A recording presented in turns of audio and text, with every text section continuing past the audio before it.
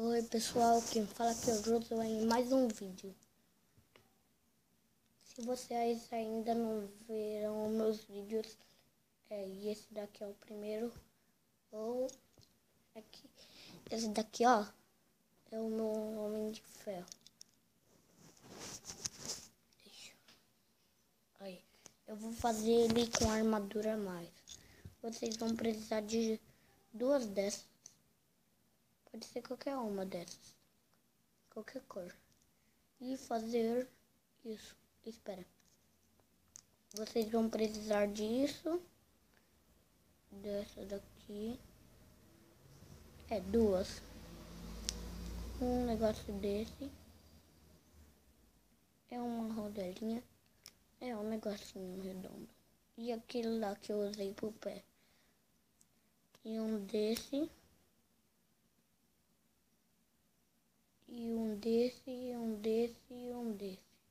Tá aqui, ó, de 2, de 4 e de 4 que tem aqui mais um. Então, primeira coisa, você vai pegar aí por aqui. Depois é só pegar a outra. Pode ser qualquer cor, vermelha, azul. Você pega essa coisa aqui. Aí depois você pega essa coisa aqui e põe aqui essa coisa. Você vira o capacetinho dele para trás. Tá atrás.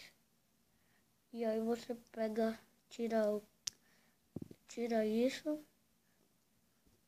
E aí você põe nele. Ó. Ah, eu esqueci disso também, ó. Dois desses. E também dois desses. E aí você monta ele. E aí você põe essa peça aqui. E a outra aqui. Esses negocinhos aqui que eu pus, que são os mísseis. Põe esse chapéuzinho que eu tinha. Que eu pus agora. E os negocinhos quadrados aqui. E ele já vira Supremo. Ele já virou o Homem de Ferro Supremo. Eu inventei ele. Então,